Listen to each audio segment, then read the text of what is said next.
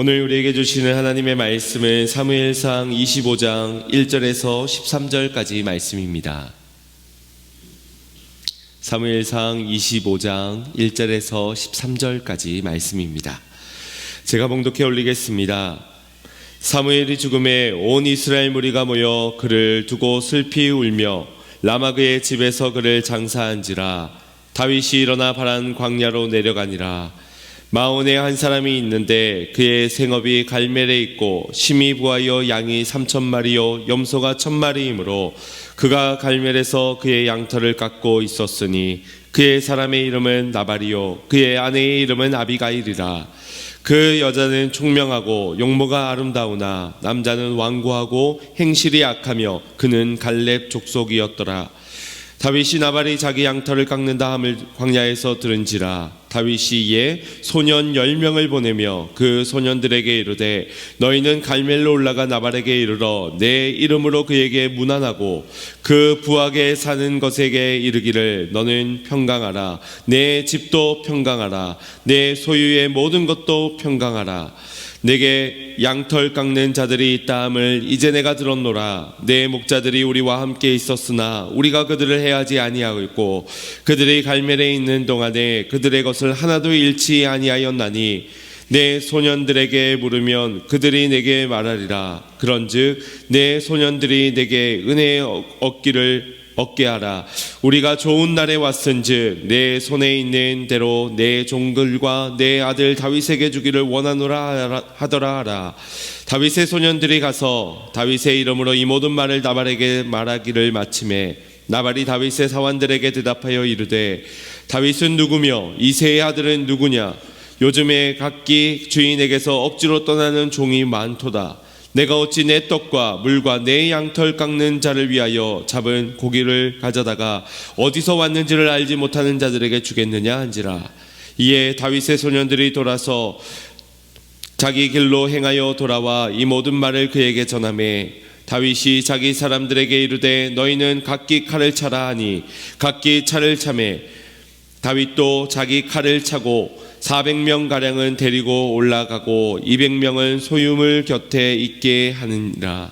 아멘. 할렐루야. 오늘도 살아계신 하나님께서 우리에게 복 주실 줄 믿습니다. 복의 근원 되시는 하나님을 바라보시고 하나님으로 이 모든 복을 누리는 저와 여러분 되기를 간절히 소망합니다.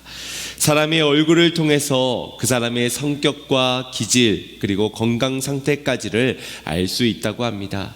제가 관상에 대해서는 잘 모르긴 하지만 그래도 이 사람의 얼굴이라는 것이 그저 부모의 얼굴을 닮아 유전적으로 그렇게 태어난 것 그 이상으로 살아가는 동안에 그 사람의 감정이나 생각 또 생활의 태도 등이 다 반영되어져 만들어진 얼굴이라고 합니다. 그래서 우리 조상들은 이 얼굴을 모양새가 아니라 그 사람의 인격을 내포하고 있는 것으로 보았습니다. 이 얼굴이라는 단어 자체부터가 정신과 영혼을 뜻하는 얼과 그리고 통로, 거하는 곳을 의미하는 굴이 합쳐져 얼굴이 되어 정신이 깃든 곳이다, 영혼의 통로다라고 말을 하였습니다. 그러니 겉으로 보여지는 우리 외모의 겉모습만이 아니라 인간의 내면까지도 담아내고 있는 것이 지금 우리의 얼굴이라는 것입니다. 지난 3년간 주로 마스크를 쓰고 지내다 보니 저도 여러분들의 얼굴을 언제 배웠는지 기억이 가물가물합니다. 물론 식사를 같이 하거나 또 따로 교제를 하는 분들과는 마스크를 내리고 이렇게 얼굴을 배웠지만 또 그렇지 못한 분들은 지금 3년 정도 우리가 얼굴을 마주하지 못하고 있는 듯합니다.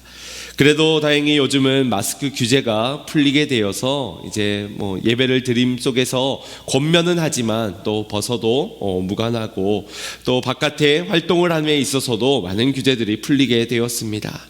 그런데 규제는 풀리게 되었지만 아직 벗을 준비가 안 되어 있어서 벗지 못하는 그런 분들이 많이 계시는 듯합니다.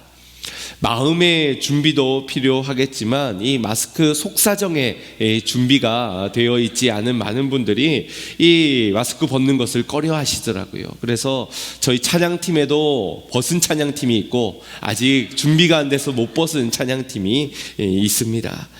처음엔 그렇게 불편하고 답답했던 그 마스크 이젠 벗으라고 하니까 이제 또 이게 너무 편해진 나머지 안 벗겠다, 못 벗겠다라고 말을 합니다.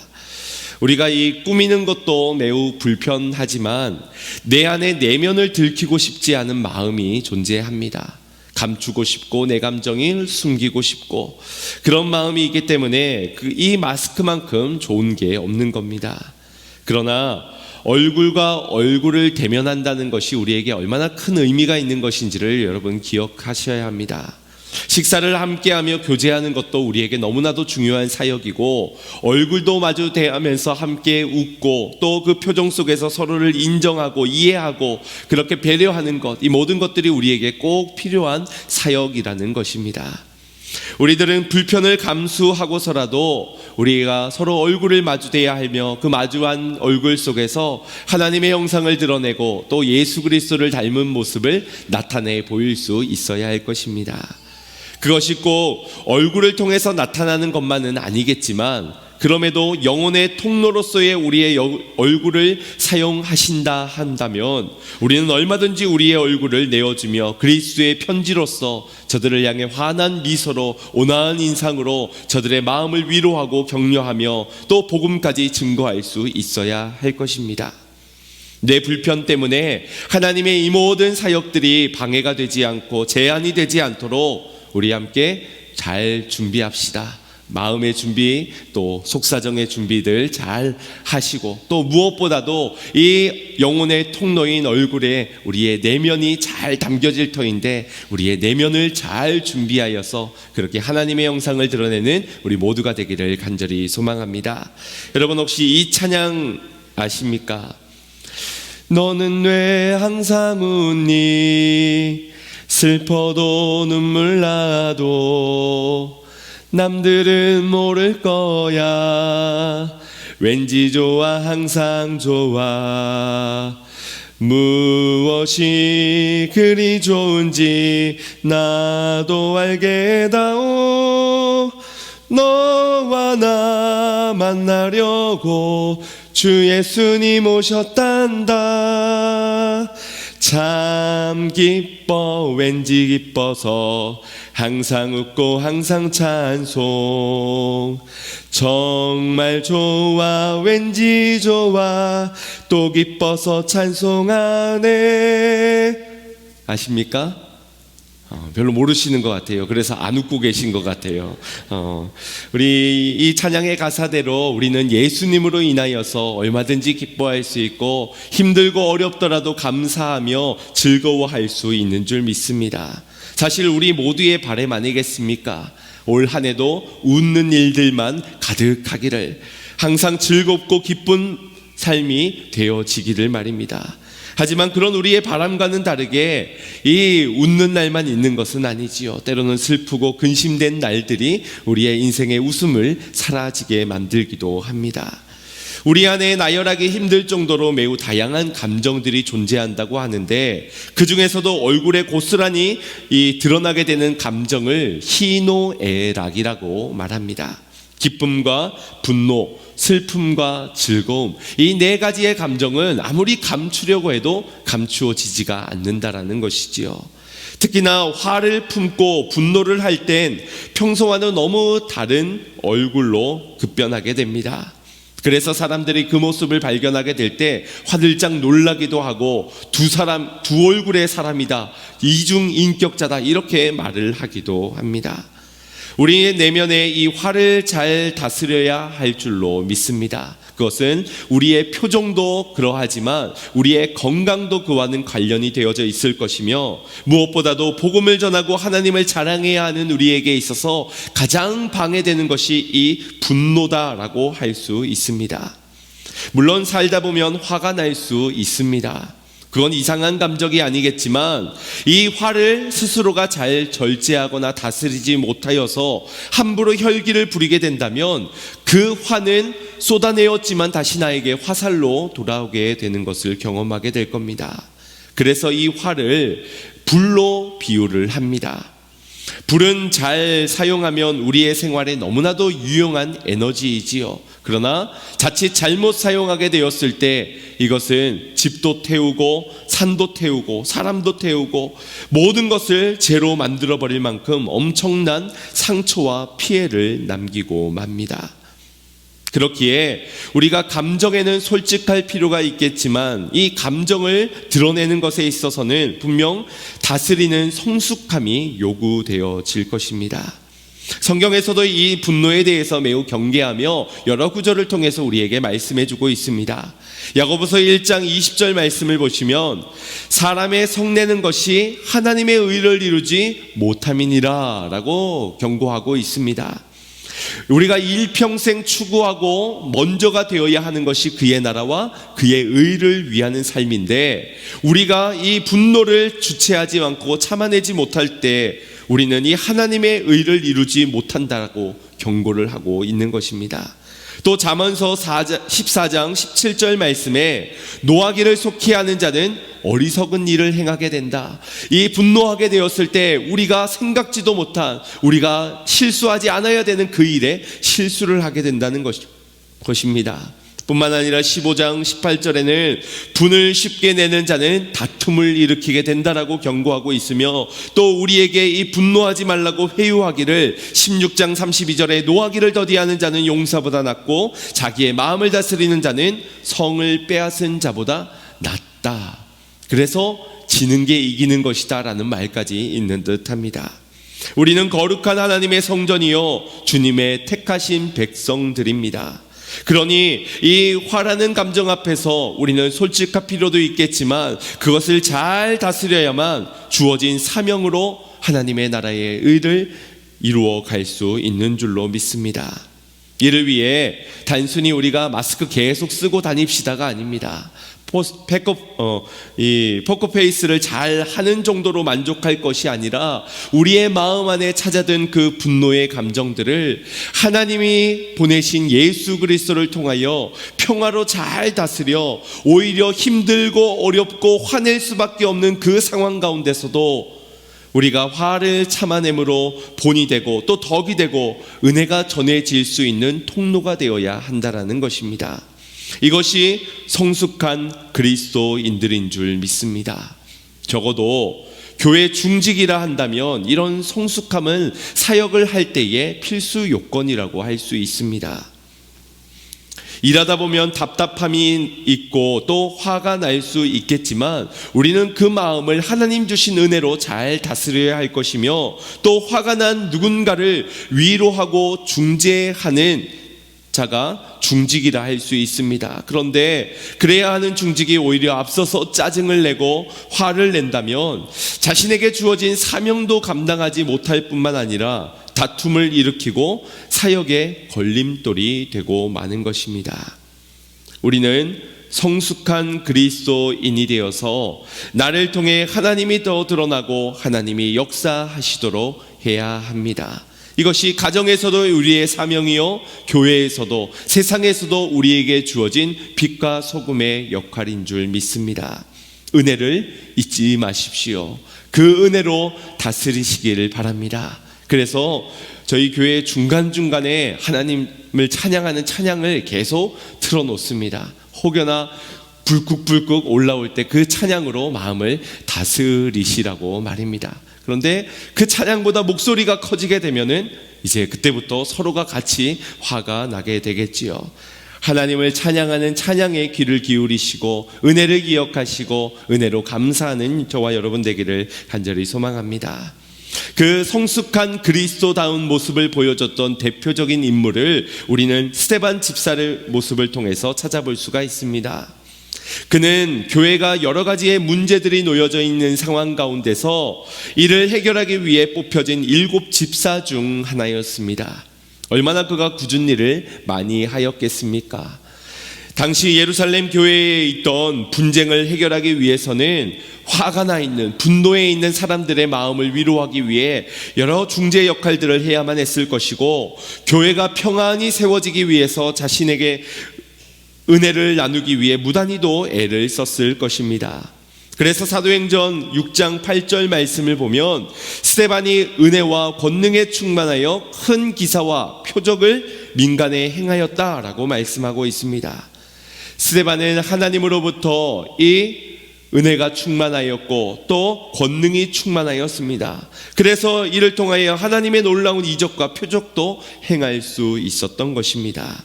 하지만 이것을 못마땅하게 여겼던 유대인들은 스데반을 폄하하기 시작하였고 그를 공회로 끌고 나와 거짓 증인들을 세우며 그를 정죄하였습니다. 그리고는 물리적인 힘까지를 행사하려 하였습니다. 그 공회에서 스데반의 모습이 어떠하였는지 성경은 이렇게 증언하고 있습니다. 우리 6장 15절 말씀입니다. 시작. 공회 중에 앉은 사람들이 다 스데반을 주목하여 보니 그 얼굴이 천사의 얼굴과 같더라. 어떤 얼굴이요?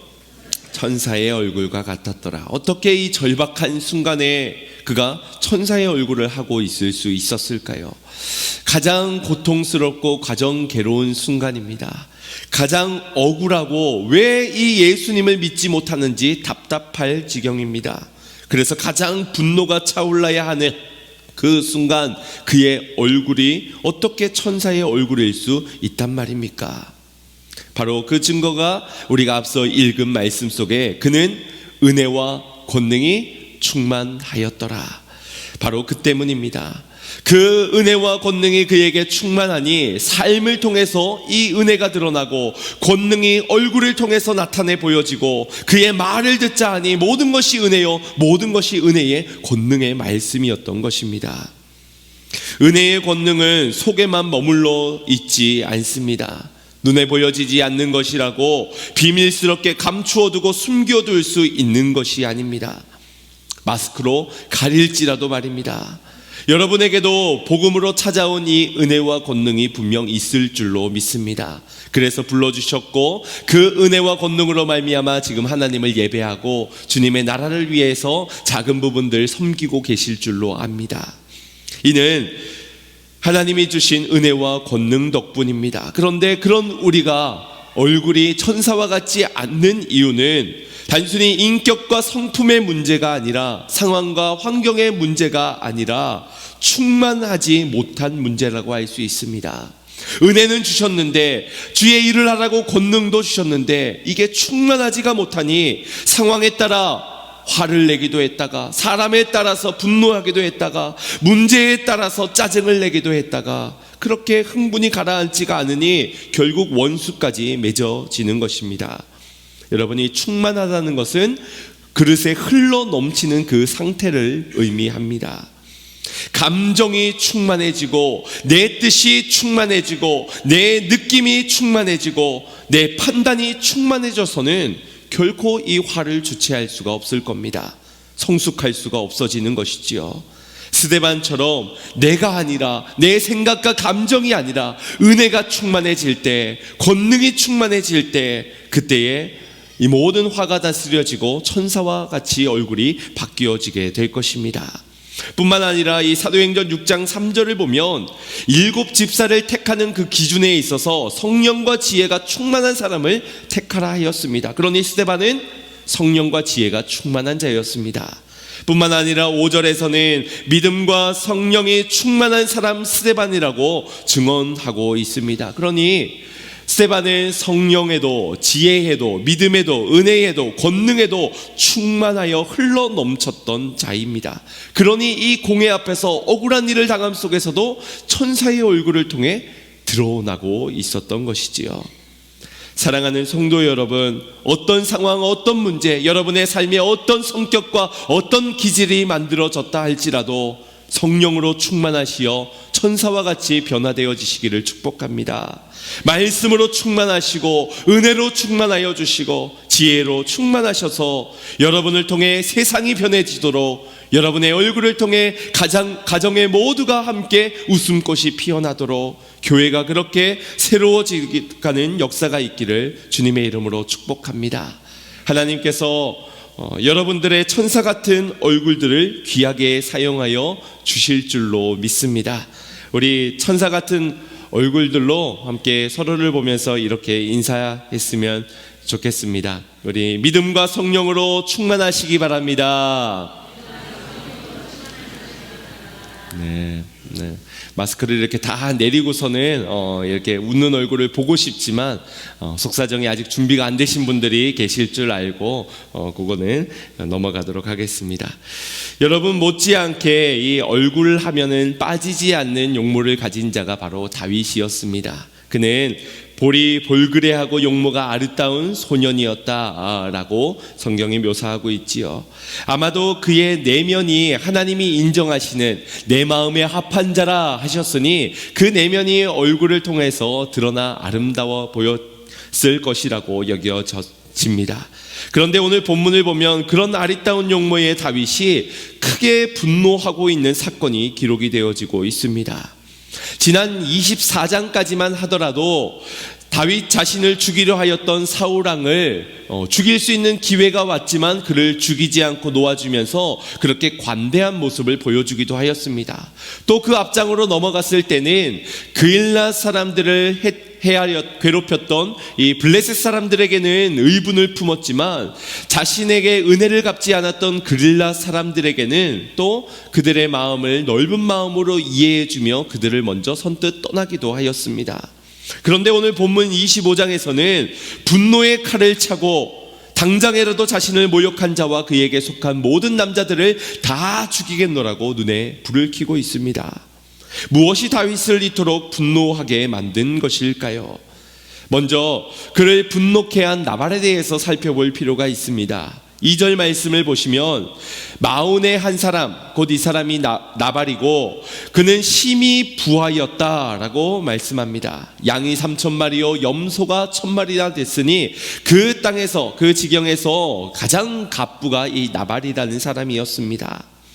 그리고 이어서 그의 아내인 아비가일이 3절에서 소개가 되어지고 있는데 그녀는 총명하고 용모가 아름다웠다라고 소개하고 있습니다. 보통은 이렇게 소개가 되어지는 것이 일반입니다. 이름은 누구입니다. 그런데 그는 어떤 사람이고 또 그의 외모는 또 어떠하였고 그에게 특징은 이런 것입니다. 이렇게 소개가 되어지기 마련인데 나발은 반대로 그의 재물부터가 소개가 되고 있고 그는 나발이라 라고 말씀하며 이 3절 안에 이후에 나오는 말은 그 남편은 완고하였고 또 행실이 악하였다, 갈렙 족속이다 라고 밝히고 있습니다. 그가 이렇게 부자인 것부터가 밝혀지는 것은 사실 그가 부자이기 때문이기도 하지만 그가 이 부유함 때문에 완고하고 부유함으로 인해 행실이 악하였고 오히려 그가 그것 때문에 화가 있게 되었다는 것을 말씀해 주고 있는 것입니다. 우리도 잘 알지 않습니까? 우리가 부유하였을 때, 힘을 가지게 되었을 때 교만해지게 된다라는 것을 말입니다. 2절 마지막 절에 나발이 갈멜에서 양털을 깎고 있는데 이는 농사로 치자면 추수의 때를 가리킵니다. 유민족들에게는 양털을 깎을 때 마을에 잔치가 벌어졌고 그날에는 모두가 함께 기뻐하면서 주변에 나의 이 가축들을 돌보는 일에 서로 시간을 번갈아 가면서 불침번을 서고 그렇게 도움을 주었던 모든 사람들을 초청하여서 음식을 떼고 나누면서 그렇게 함께 기뻐하는 순간이었습니다. 심지어 지나가는 나그네까지도 호의를 베풀어 주던 날이 바로 이 기쁜 날입니다. 다윗도 그날임을 듣게 되었고 10명의 소년을 이 나발에게로 보내게 됩니다. 그리고 그에게 다윗의 이름으로 전하노니 문안을 전하고 또 너의 가축과 가정에 평안이 있으라 전하라. 그리고 은혜를 얻기를 원한다는 도움을 요청하여라 하였습니다. 이 모습 속에서 우리가 자칫 조폭이 이 자릿세를 받기 위해서 보호의 명목으로 삥을 뜯는 그런 것을 떠올릴 수 있습니다. 왜냐하면 이 다윗이 그에 가서 전하기를 내가 너희 양떼 곁에 있는 목자들 곁에 있었지만 그들을 해치지 않았다라는 이유를 들고 있기 때문입니다. 그러나 이것은 삥을 뜯는 것이 아니라 유대 전통에 따라 환대법으로 은혜를 내게 입혀달라고 요청을 하는 것입니다. 그래서 전혀 위협이 되지 않을 만한 소년 10사람을 보내었던 것이고, 자신은 600명이나 되는 사람들이 먹여야 하기 때문에 은혜 입기를 원하였던 것입니다. 심지어 다윗 자신을 당신의 아들, 내 아들, 나발의 아들로서 자신을 낮추면서 은혜 입기를 원한다라고 도움을 구하고 있습니다. 비굴하기보다는 그의 간절하고도 절실한 모습입니다. 그가 왜 비굴한 것이 아니냐 하면 그는 힘이 있었기 때문입니다. 돈은 없었지만, 곡식은 없었지만 그에게는 600명이나 되는 힘이 있었기 때문에 그가 지금 비굴해져 있는 상황은 아닙니다. 다만 600명이라는 식구를 먹여 살리기 위해 간절했을 뿐입니다. 하지만 나발은 이 겸손하게 그리고 간절하게 다가오는 다윗의 요청을 일순간 거절하게 됩니다. 그는 많은 가축을 갖고 있었기 때문에 누구보다도 하나님으로부터 많은 축복을 받았다 할 수 있고, 그 가진 축복을 나눈다 하였을 때는 누구보다도 이 구제하는 일에, 나누는 일에 풍성한 나눔을 베풀 수 있는 자였습니다. 또 이날은 1년 중에 가장 풍족한 시기였기 때문에 그 잔칫날에 모두가 함께 기쁘게 할 수 있은 그런 사람이었습니다. 그런데 지나가는 나그네도 도울 수 있는 이날에 지금까지 양떼를 안전하게 보호해 주었던 다윗에게 어떻게 이렇게 인색하게 거절할 수 있단 말입니까? 사실 다윗이 말했던 것처럼 얼마든지 이 무력을 가지고서는 이 나발의 재물을 빼앗을 수 있었던 그런 다윗이었습니다. 이것이 나쁘다라고, 물론 나쁜 일이긴 하겠지만 이 유목민 사회에서는 그 당시에는 이런 일들이 빈번하게 일어났습니다. 하지만 그는 호의를 베풀었습니다. 함께 이 땅을 공유하면서 우리가 공존합시다. 함께 더불어 잘 삽시다. 그래서 덕분에 이 갈멜일에서 이전보다 더 많은 양을 하나도 잃어버리지 아니하고 풍성히 거두는 기쁨의 자리를 마주할 수 있게 된 것입니다. 이것은 다윗 측의 일방적인 주장이 아니라 나발의 종들까지도 모두가 인정하는 일이었습니다.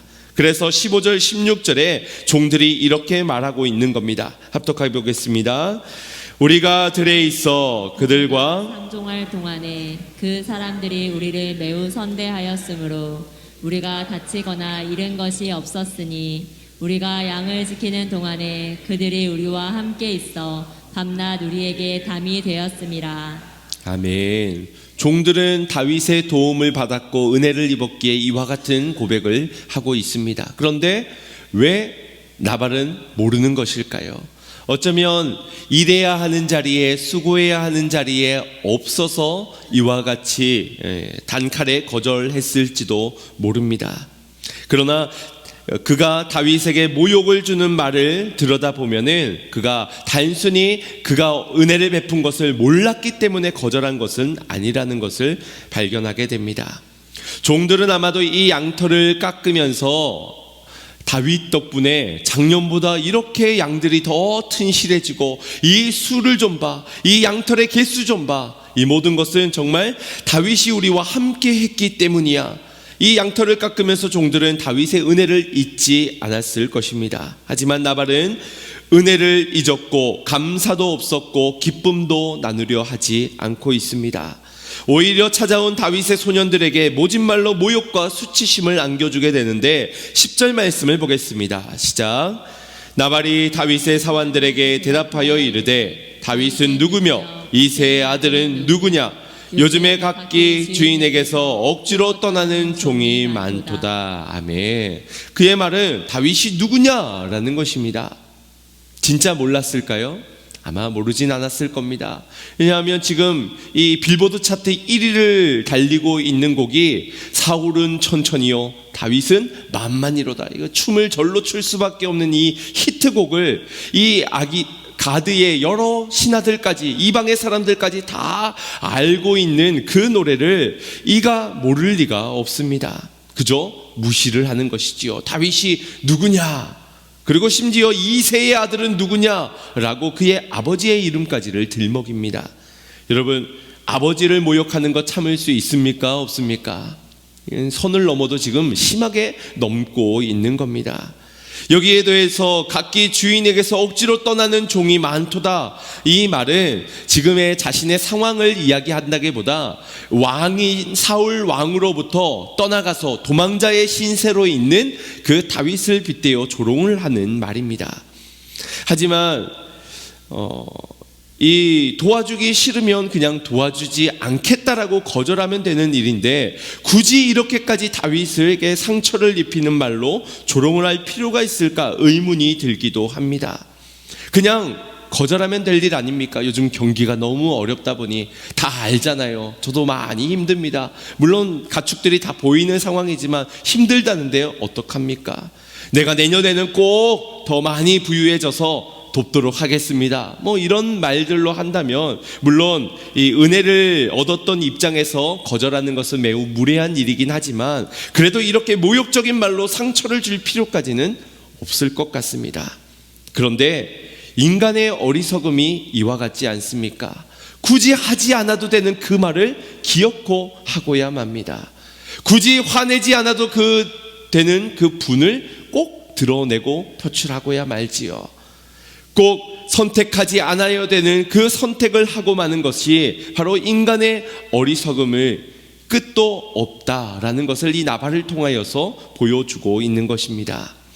이 나발이라는 이름의 뜻이 어리석다라는 이름의 뜻입니다. 그 억약에서부터가 별로 좋지가 않지요. 나발 분다 막 그런 식의 의미로 또 들을 수가 있는데 그래서 이 이름이 별명에 더 가까워 보입니다. 어찌 부모가 자식을 어리석다라는 이름을 지어주겠습니까? 그런데 이 나발은 그의 이름처럼 매우 어리석은 자였습니다. 가진 것은 많았고요. 심지어 아내도 지혜로운 아내로 아리따운 아내를 얻었습니다. 또한 갈렙 족속이니 그는 믿음에 충실한 그런 가문의 출신입니다. 그런데 그에게 없는 것 한 가지가 있습니다. 무엇입니까? 지혜가 없었습니다. 그래서 가진 것을 나누려 하지 않았고 말로는 저 사람을 어떻게든 죽여서 내 밑에 밟아야 되겠다. 가시돋친 말로 인격 모독을 하였습니다. 이 모든 것이 어리석었기 때문이지만 또 반대로 지혜가 없었기 때문이라는 것입니다. 단순히 훗날을 내다보지 못하고 잘못된 선택을 하는 자가 어리석은 자가 아닙니다. 영적으로는 하나님의 은혜를 잊은 자가 어리석은 자요, 하나님이 주신 기회를 외면하는 자가 어리석은 자며 사명을 내팽개치고 지금 마땅히 베풀어야 할, 지금 마땅히 그리 행해야 할, 지금 마땅히 이 말을 전해야 한 그 말을 하지 않는 자가 어리석은 자요 지혜 없는 자라고 할 수 있습니다. 나발이 그러하였습니다. 그렇다면 무엇이 지혜이겠습니까? 바로 주신 은혜를 잘 사용하는 것이 지혜입니다. 나발에게 있어서는 주신 부유함을 가지고 잘 사용하면 그것이 지혜인 겁니다. 많은 것을 알고 똑똑하고 많은 지식이 담겨져 있어서 그가 지혜 있는 사람이 아니라 그 가진 지식을 가지고 내 삶에 어떻게 행동하느냐, 어떻게 사용하느냐에 따라서 지혜로운 자가 되든지 어리석은 자가 되든지 갈려지게 되는 겁니다. 우리에게 주님은 많은 물질로 또 시간으로 건강으로 모든 것들을 주님이 허락하여 주셨다면 마땅히 우리는 주의 영광을 위해서 이것을 사용해야 할 것입니다. 그것이 지혜이기 때문입니다. 나발에게는 이것이 전혀 없었던 겁니다. 그가 이 말하는 것만 보아도 그가 얼마나 지혜 없는 자인지를 압니다. 아니, 아무리 도움을 주지 않았다 해도 600명이 지금 저렇게 있는데 자신의 종들과 자신의 힘과 비교를 해본다 하여도 이 말을 하지 말았어야 그것이 나을 건데 오히려 그는 이 말을 끝끝내 하고 있는 것을 보십시오. 축복은 받았지만 그 기회를 사람을 살리는 일에, 사람을 세우는 일에, 영혼을 세워가는 일에, 하나님의 영광 받으시는 일에, 자신이 받은 은혜를 갚는 일에 사용하지 못하였습니다. 결국 그의 이 우둔함과 어리석음, 지혜 없음으로 인하여서 다윗은 분노하게 된 것입니다. 그래서 잠시 후면은 피바람이 불게 될 것임에도 불구하고 아마 그는 이 잔칫날 기쁨을 이기지 못하였을 겁니다. 그래서 내가 다윗에게 하는 거 봤지 얘들아 하면서 아마 떵떵거리면서 그 잔치를 즐기고 있었을 겁니다. 그런데 여기서 우리가 주목해 보기를 원하는 것은 어리석은 나발로 인하여서 분노하고 있는 이 다윗 역시도 어리석은 행동을 하고 있다는 것을 발견하게 됩니다. 나발은 돈을 가졌지만 그것을 지혜롭게 사용하지 못한 나머지 어리석음에 빠지게 되었습니다. 그런데 다윗도 힘을 가지고 있지만 그 힘을 자신의 분노의 감정을 쏟아내는 일에 어리석게 사용하고 있는 모습을 발견하게 된다는 것입니다. 다윗에게 모여든 사람들이 어떤 사람인지 기억하고 계시지요? 모든 자들이 환난을 당한 자들이었습니다. 상처가 있고 실패가 있고 빚진 자들이었습니다. 그런 이들이 다윗에게 왜 모였습니까? 위로가 되고 또 함께 치유가 되고 함께 힘을 모아 좋은 나라를 만들어가기 위한 그 마음에서 모여든 사람들입니다. 그런데 그런 이들이 하나 둘씩 모여지기 시작하니 힘이 생기는 겁니다. 복수할 수 있는 힘, 무시당한 것 갚아줄 수 있는 힘, 과시할 수 있는 힘, 내 기분을 풀 수 있을 만한 힘을 다윗이 얻게 된 겁니다. 그런데 그 힘을 가지고 자기를 위해 사용하니 이것이 어리석은 일 아니고 무엇이겠습니까? 다윗이 왜 이렇게까지 어리석은 일을 범하게 된 것이냐? 나발의 도발적인 모욕적인 말과 은혜를 갚지 않는 악으로 갚으려 하는 그의 행동 때문이기도 하지만 다윗에게 이 화를 주체하지 못하고 분노를 다스리지 못하였기 때문에 그도 지금 어리석은 선택을 하게 된 것입니다. 물론 다윗의 상황을 보면 우리도 충분히 그가 화가 날 만한 상황이라는 것을 이해할 수밖에 없을 겁니다. 왜냐하면 1절에서부터 보십시오. 사울이 죽음에 온 이스라엘 무리가 모여 그를 두고 슬피 울며, 여기에 다윗이 슬퍼하지 않을 이유가 전혀 없습니다. 아니, 오히려 사무엘의 죽음은 다윗에게 있어서는 충격 그 자체였을 겁니다. 아무것도 가진 것이 없던 자신, 가정에서 아버지에게도 인정받지 못한 8째 막내였던 이 다윗이 사무엘에 의해서 택함을 받고 그것이 하나님이 택하신 것이라, 하나님이 너를 왕으로 세우고자 하시는 것이라 기름 부으며 세웠을 때 사무엘을 다윗은 신뢰할 수밖에 없었을 겁니다. 다윗이 사울 왕을 피해 라마나요스로 도망하게 되었을 때도 거기에서 그를 돌봐주고 또 사울 왕을 그냥 돌려보내었던 것이 사무엘이었습니다. 그와의 대화는 이 도망다니다 지쳤던 다윗의 마음에 위로가 되었고 위안이 되었을 것입니다.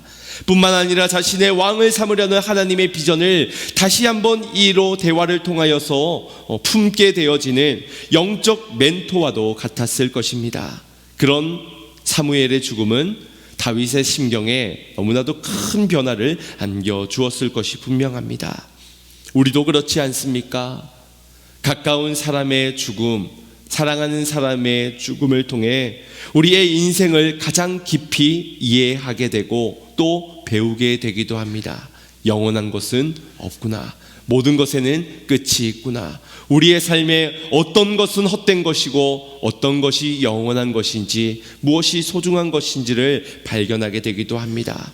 그러나 그 배움의 과정 속에 있지만서도 우리의 마음이 가장 연약해지고 가장 무너지고 흔들릴 수 있게 되는 순간도 이 누군가의 죽음의 순간이기도 합니다. 다윗도 그러하였을 것입니다. 지난 23장에서는 그릴라 사람들로부터 선을 베풀었지만 선을 돌려받지 못한 그 마음의 낙심됨이 그에겐 있었을 것이고, 사울 왕을 살려보내 주었지만 여전히 자신을 향해 적대하고 있는 그 여전히 자신의 신세는 바란 광야에서 먹을 것을 걱정하며 왕위로 인정받지 못하고 있는 그 상황 가운데서 그에겐 염려가 찾아왔을 겁니다. 심지어 자신만을 바라보고 있는 600명의 사람들의 얼굴을 보노라면 그의 마음에는 책임감과 부담감에 날마다 스트레스가 심히 커져갔을 것 같습니다. 그러다가 이 나발로부터 털을 깎게 되었다는 소식을 들었을 때 얼마나 기뻤겠습니까? 그에게 은혜를 베풀기를 잘했다. 그래, 내가 선대하길 잘했어. 이제는 내가 은혜를 입을 때야. 우리 600명을 먹일 수 있을 그때야 라고 하며 이 소년들을 보내었는데 선을 악으로 돌려받게 되니 이 화가 주체가 되지가 않는 겁니다. 어떤 분들은 그래, 화낼만 하니까 화를 내는 거지. 화를 내는 건 당연한 거야. 누구도 화 안 나게 생겼어. 저 사람이 저렇게 하는데 화를 안 내는 게 오히려 어색한 것이야 라고 동의를 구하기까지 합니다. 화를 내라고, 화를 내는 것이 맞다고 말입니다. 물론 그 상황은 화가 날 만한 상황이 맞습니다. 그러나 우리에게 허락되어진 것을 지혜롭게 하나님이 원하시는 대로, 하나님이 영광받는 대로 사용하지 않는 모든 행위들은 결국 어리석은 행동들입니다. 내게 주신 모든 것은 하나님이 주신 것인지인데 마땅히 주님의 영광을 위해서 사용해야 하는 나의 시간과 나의 건강과 나의 힘과 나와 함께하는 이 사람들이 함께 분노하게 한다니요. 우리가 교회에서 상처받을 수 있습니다.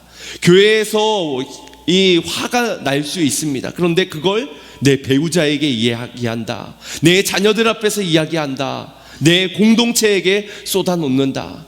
물론 은혜가 넘쳐서 위로받을 수 있는 사람이면 좋겠지요. 그런데 은혜가 없으면 어떻게 합니까? 나도 은혜가 없어서 화가 나는데 저 사람은 더 은혜가 없어서 실족하여 넘어진다면 내가 어리석은 일에 앞장선자가 되지 않겠습니까? 주의 영광을 위해 지혜롭게 써야 하건만 나를 위해 사용한 다윗은 지금 어리석음을 범하고 있다라는 것입니다. 에베소서 4장 26절에서 27절에 이렇게 말씀합니다. 합독합니다. 분을 내어도 죄를 짓지 말며 해가 지도록 분을 품지 말고 마귀에게 틈을 주지 말라. 무엇이 죄겠습니까? 하나님께 방향을 맞추지 않는 모든 것이 죄일진데 분노하였을 때는 이 죄를 쉽게 범하게 된다는 것이지요. 분은 우리로 하여금 옳은 선택을 하지 못하게 만듭니다. 눈앞에 보여지는 것이 전부인 것처럼 우리로 하여금 어리석음에 빠지게 만듭니다. 화가 나는 것은 자연스러운 감정이겠지만 그 화를 가지고 하나님이 기뻐하시지 않는 행동을 하게 된다면, 그런 말을 쏟아놓게 된다면 그것은 죄를 짓는 것이요, 그것은 마귀에게 틈을 주게 되는 것입니다. 그래서 그 화는 오랫동안 우리의 마음에 두고 있어서도 안 되는 겁니다. 그 작은 틈으로 마귀가 틈타기 때문에. 여러분 생각해 보십시오. 갈렙의 족속인 나발을 죽이고 그의 남자들까지 다 죽이게 된 다윗이 어떤 명분이 있다라고 말을 할 수 있겠습니까? 저 사람이 나를 모욕했는데 당연히 죽여야지. 과연 그것이 명분이 될까요? 내 기분을 상하게 했는데, 나를 무시했는데 감히 내 아버지의 이름까지 들먹여? 그래서 죽이는 건 명분이 될까요? 은혜를 갚지 않는 것, 말을 못되게 한 것, 그래도 나는 사울을 살려줬으니까 나발은 죽여도 되는 거잖아. 혹시 그것이 명분이 되겠습니까? 은혜를 외면해서 죽어야만 한다면 여기에 살아있을 존재는 아무도 없을 겁니다. 은혜를 갚지 않았다고 해서 죽임을 당해야 한다면 우리 모두는 그러해야 합니다. 하나님을 모욕하고 하나님을 무시해서 죽어야만 한다면 어찌 우리가 죽음을 면할 수 있단 말입니까? 그래서 죽어야 한다면 이 땅은 피바람이 불게 될 것입니다. 하지만 죽을 수밖에 없던 우리들을 위하여서 하나님의 지혜는 예수 그리스도를 통해 이 땅에 오시어 십자가에 달려 우리의 모든 죄를 사하여 주셨습니다. 그분의 지혜는 유월절 어린 양의 피가 되어 우리로 모든 심판으로 죽음으로 넘어가게 하셨습니다. 이 은혜로 살아온 우리들 아닙니까? 그래서 모든 것이 은혜인 겁니다. 내게 주어진 시간도, 물질도, 건강도, 자녀도, 이 믿음도, 능력도, 내가 누군가에게 베풀 수 있는 선한 마음조차도 다 하나님이 주신 은혜입니다. 이 시간 예배케 하신 것도, 이 시간 지혜의 말씀을 주고 있는 것도, 내 안에 내주하시는 성령께서 우리를 흔들어 깨우고 있는 것도, 모든 것이 다 주님의 은혜라는 것입니다. 여러분은 이 은혜가 충만하십니까? 여러분은 말씀이 충만하십니까? 여러분은 성령이 충만하십니까? 지난 주일에도 살펴보았지만 다윗에게도 연약함이 분명히 존재했습니다. 두려움에 빠지게 되니 이 어리석은 선택으로 도망가게 되고 피하게 되고 미친 채 하게 되고 그러지 않았습니까? 또 오늘에서는 분노를 품게 되니 그가 다 죽이겠노라고 갈렙 족속에 죄 없는 그 사람들까지도 다 죽이겠다고 칼을 빼들었습니다. 그런 어리석은 자가 다윗이고 또 우리라는 것입니다. 하지만 하나님의 지혜는 어리석은 자들에게 다시 한 번 더 은혜를 더하여 주십니다. 나발에게 그 은혜는 아비가일이었고 다윗에게도 그 은혜는 아비가일이었습니다. 그러나 나발은 이 지혜로운 현숙한 여인 아비가일로부터 변화되지 못한 반면에 다윗은 이 지혜의 여성의 말을 듣고 그의 분을 풀어내고 자신의 화를 절제하고 다시 중단하게 됩니다. 이것이 하나님이 기뻐하시지 않는 일이라는 것을 깨닫게 된 것입니다. 이는 우리도 동일한 줄 믿습니다. 어리석은 우리는 때마다 화가 치밀어 오를 것이고 분노하게 될 것이고 짜증을 내게 될 것이며 어리석은 선택들로 말하지 않아야 되는데 굳이 하나도 될 그 말을 꼭 전해여서 끝끝내 불상사가 일어나게 만드는 우리는 연약한 존재들입니다. 그러나 그래서 우리는 하나님의 은혜가, 하나님의 지혜가, 주님의 성령이 절실히 필요한 자들인 줄 믿습니다. 그래서 오늘 저와 여러분이 이 자리, 기쁨의 잔칫날에, 이 좋은 날에 지혜의 말씀을 들려주고 계신 것입니다. 이것이 하나님의 은혜 아니고 무엇이겠습니까? 우리의 상황은 분명 낙심케 되고 부담이 되게끔 하는, 스트레스 받게 하는, 짜증이 나게 하는, 그래서 후회가 남게 하는 우리의 삶은 어리석은 삶으로 가득 찰 겁니다. 그러나 우리 하나님의 지혜의 음성을 듣기를 소망합니다. 하나님이 들려주시는 지혜의 음성을 따라 화의 자리에서 평안의 자리로, 기쁨의 자리, 감사의 자리로 옮겨지기 원합니다. 여러분 혹시 힘을 얻었습니까? 그 힘을 가졌다고 남을 비방하고 남을 정죄하고 힘을 과시하고 분노를 표출하는 일에 사용하고 계십니까? 하나님이 주시는 지혜로 말미암아 돌이키시길 바랍니다. 그래서 하나님이 누구를 귀하게 쓰시느냐, 그의 나라와 그의 의를 위해 누구를 일꾼 세우시고 누구를 통해 이루어 가시느냐, 어리석더라도 겸손한 자를 사용하시는 겁니다. 다윗이 그러하였습니다. 그러나 어리석은데 교만하기까지 한 나발은 결국 쓰임받지 못하고 죽어지게 되는 것입니다. 오늘 어리석지만 겸손한 자가 되어 주님의 말씀을 들을 수 있기를 원합니다. 어리석기도 하지만 그러나 주님의 말씀해 주시는 말씀을 듣고 회개할 수 있기를 원합니다. 겸손하지만 다시 주님께 돌아감으로 주님의 나라를 위해 쓰임받는 종이 되기를 원합니다. 우리 어리석음을 인정하시고 그러나 주님은 지혜 주실 자임을 믿으시고 주님이 베풀어 주시는 은혜 가운데 은혜 충만, 성령 충만, 말씀 충만, 지혜 충만한 여러분 되시어서 그렇게 천사와 같은 얼굴로 하나님의 나라를 세워가는 우리 모두가 되시기를 주님의 이름으로 축원드립니다. 우리 같이 말씀을 생각하시면서 이 찬양의 고백 올려드리고 결단의 기도 드리겠습니다. 나의 상한 마음, 분노되고 짜증나는 이 모든 마음들 하나님이 하셔야 합니다. 하나님이 덮으시고 하나님이 충만케 하셔야만 해결되어질 수 있는 것들입니다. 그분께 나의 빈자리를 내어드리고 주님으로 충만하게 채워달라고 우리 찬양 올려드립니다.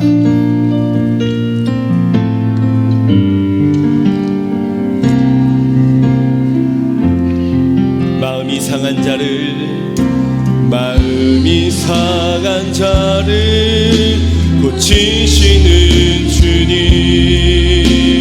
하늘의 아버지 날 주관하소서. 성령을 인도하사 자유케 하소서. 새 일을 행하사 부흥케 하소서.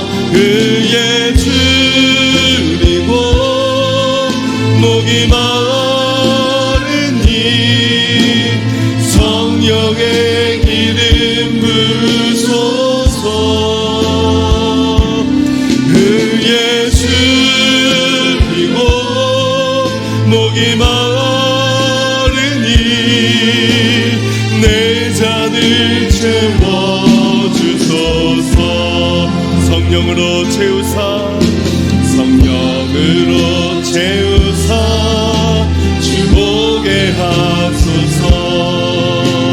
주의 임재 속에 새날 알게 하소서. 주 뜻대로 살아가리 세상 끝날까지. 나를 믿으시고 새날 열어주소서. 그의 줄이고 목이 마르니 성령의 기름 부소서. 그의 줄이고 목이 마르니 내 잔을, 주님 나를 성령과 은혜로 채워주옵소서. 그의 줄이고 목이 마르니 성령의 기름 부소서. 그의 줄이고 목이 마르니 내 잔을 채워주소서.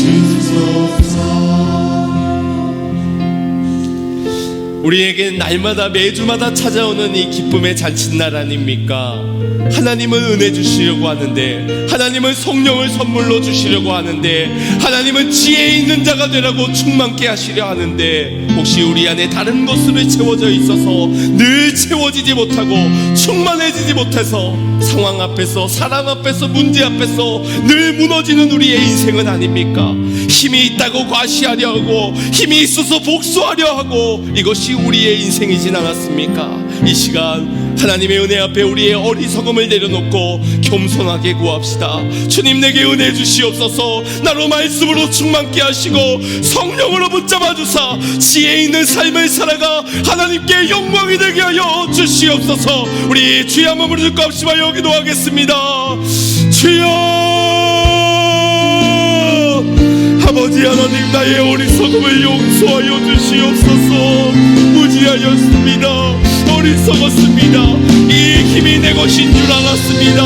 이 물질도, 이 시간도, 이 모든 건강도 나의 것인 줄 알고 나를 위하여 사용하였습니다. 어리석고도 망당한 삶을 살았던 우리에게 아버님은 늘 남에게 상처를 입히고 늘 남에게 마음을 무너뜨리게 하는 정도로 주여 쓰임받은 자를 용서하여 주시옵소서. 주여, 내가 구할 것은 육의 양식이 아니라 영혼의 양식이오니 주여, 내게 말씀으로 충만케 하시고 성령으로 충만케 하시고 은혜로 흘러넘쳐나게 하여 주소서. 어떤 유혹에도, 어떤 미혹에도, 어떤 문제에도 흔들리지 않는 자가 되길 원합니다.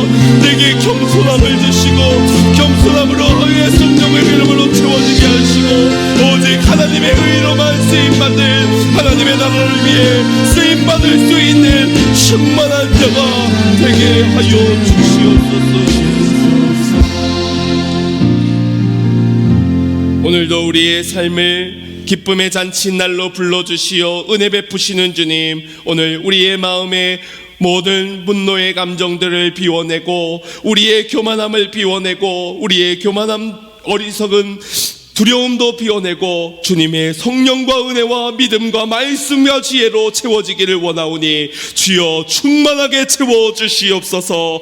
어떤 유혹에도 흔들리지 않도록, 악령에 사로잡혀 어리석은 선택을 하지 않을 수 있도록 우리를 강건적으로 붙잡아 주사 주님의 의의 나라를 위해 귀하게 쓰임받는 일꾼 되게 하여 주시옵소서. 사용하여 주실 주님 간절히 믿사오며 예수님의 이름으로 기도드리옵나이다. 아멘. 이 시간 박수치면서 178장 찬양하시면서 준비하신 예물 하나님께 드리겠습니다.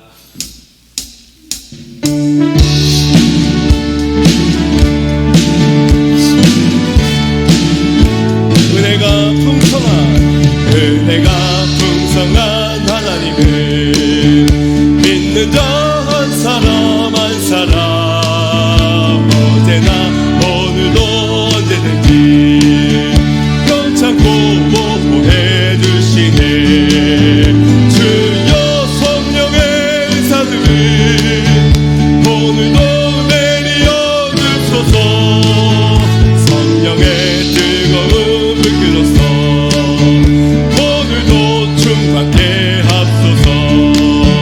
정력과 제약에 물든 마음을 성령의 불길로 태우사 정결케 합소서. 태우소서. 깨끗게 하여 주옵소서. 주여 성령의 은사를 오늘도 내리어 주소서. 성령의 뜨거운 불길로서 오늘도 충만케 하소서. 인생의 제물로 돌아가신 우리 주 예수님이시여 금속의 은혜를 내리시사 오늘도 구원해 주소서. 주여 성령의 은사들을 오늘도 내리어 주소서. 성령의 뜨거운 불길로서 오늘도 충만케 하소서. 주님의 기쁘신 은혜만을 세상에 널리 전하리라. 하늘의 능력과 권세로서 오늘도 입혀주옵소서. 주여 성령의 은사를 오늘도 내리어 주소서. 성령의 뜨거운 불길로서 오늘도 충만케 하소서. 할렐루야. 주님 우리에게 넘치도록 부어주실 줄 믿습니다. 충만한 인생들 되시기를 주님의 이름으로 축원드립니다. 하나님의 은혜 아래서 장례 절차 잘 마무리하게 하심 감사드립니다. 함께 기도해 주신 모든 분들께 감사드립니다. 김영환 성도님, 조부상 장례 하나님의 은혜로 잘 마무리하여 감사드립니다. 김성우 청년, 주님 사람이 불과 성령으로 거듭나지 아니하면 하나님의 나라에 들어가지 못한다 하였사오니 주님 성령 충만하게 기름 부어 주옵소서. 김경애 집사님, 주님 저희 가족 하나 되어 하나님의 일 예배할 수 있게 손잡아 주시고 인도하여 주십시오. 사랑합니다. 아멘. 홍성은 성도님, 할아버지 건강하게 사시다가 주님의 부름 받게 하심 감사합니다. 김명우 청년 드립니다. 기도하겠습니다.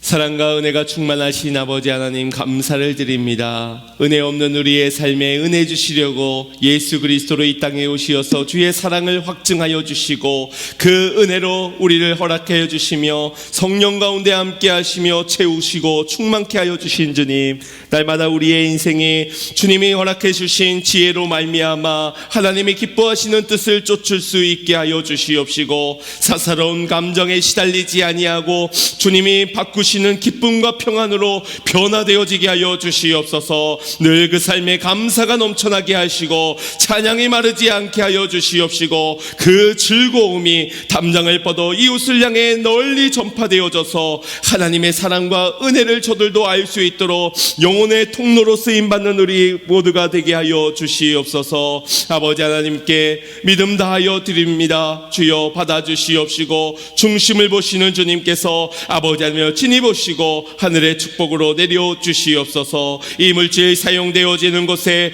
아버지 하나님의 기름 부음이 있게 하여 주시옵시고 하나님의 영광만이 나타나지게 하여 주시옵소서. 많은 영혼들이 주께 돌아오는 역사 있게 하여 주시고 주님의 의의 나라가 세워지도록 주여 사용하여 주옵소서. 주님 가정들마다 충만하게 채우시는 하나님의 은혜가 넘쳐나게 하여 주시어서 서로 세워주는 말로 살리는 말로 격려의 말들이 넘쳐나게 하여 주시옵시고 부정한 언어들은 사라질 수 있도록 주의 우리의 입술을 주장하여 주시옵소서. 오직 하나님께 영광이 되는 삶이 되게 하여 주시고 가정의 모든 자들에게 믿음 더하여 주사 온 가족들이 함께 하나님의 영광을 노래할 수 있는 가정으로 세워지게 하여 주시옵소서. 건강으로 어려움을 겪는 환우들이 있습니다. 아버지 하나님께서 친히 돌보아 주시옵시고 아픈 부위 주님 친히 안수하여 주사 치료의 강선이 내비쳐져 깨끗한 치유함을 입을 수 있도록 주님 역사하여 주시옵소서. 구하지 못한 것까지도 하나님 다 아시오니 아버지 채워주시옵시고 심어지는 믿음 속에서는 30배 60배 100배로 아름다운 열실 맺게 하여 주시옵소서. 예수님의 이름으로 기도드리옵나이다. 아멘. 좌우 옆을 보면서 사랑합니다 축복합니다 인사하겠습니다. 사랑합니다 축복합니다.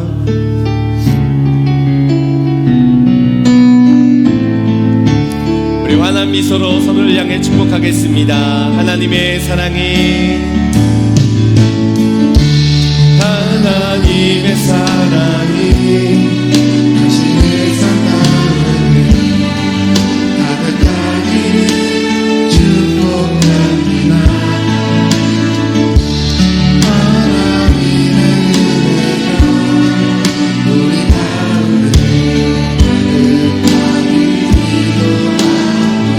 다시 한 번 더 하나님의 사랑이 하나님의 사랑이 당신의 사랑을 가득하기를 축복합니다. 하나님의 은혜가 우리 가운데 가득하길 기도한 사랑의 주님이 주님이 날 사랑하시네. 내 모습 이대로 받으셨네. 사랑해 주님이 날 사랑하듯이 나도 널 사랑하며 섬기리. 오늘 교회를 처음 방문해 준 분을 위해 기도하겠습니다.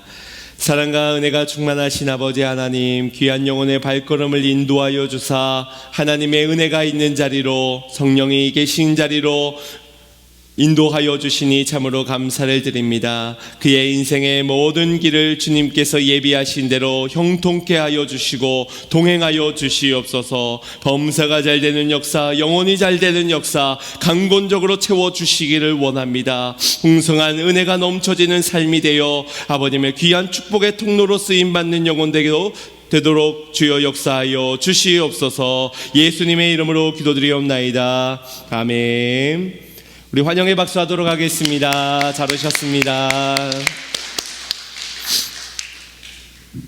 네, 오늘 하루도 믿음으로 승리하시고 식사하면서 아름다운 교제, 온화한 미소, 또 웃음이 가득한 그런 여러분들의 식당 교제가 되었으면 좋겠습니다. 오후 예배도 모두 함께 참석해 주시기를 바랍니다. 우리 자리에 일어나시면서 서로를 향해 이렇게 축복했으면 좋겠습니다. 하나님의 지혜로 쓰임 받읍시다. 축도의 예배를 마치겠습니다.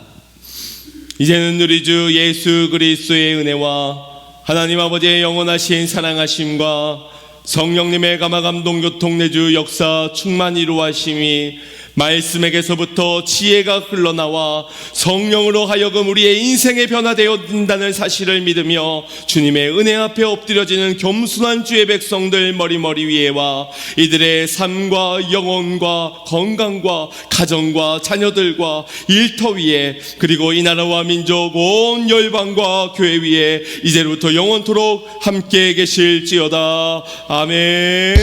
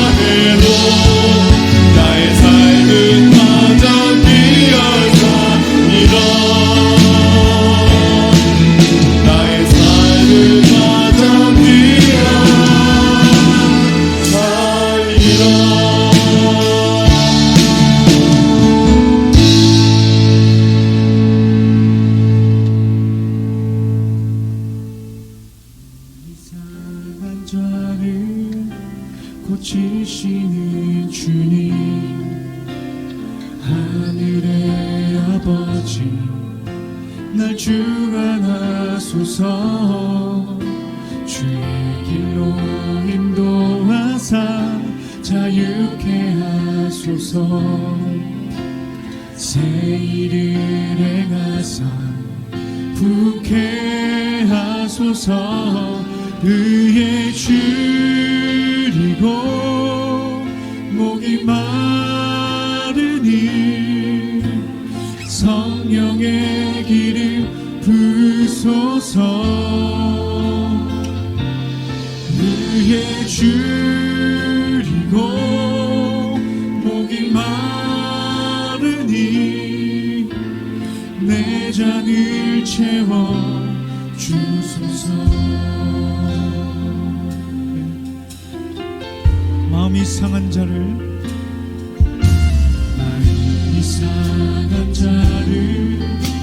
고치시는 주님, 하늘의 아버지 날 주관하소서. 주의 길로 자유케 하소서. 새 일을 행하사 다시 한번 찬양할까요? 성령으로 채우사, 성령으로 채우사 주보게 하소서. 주의 임재 속에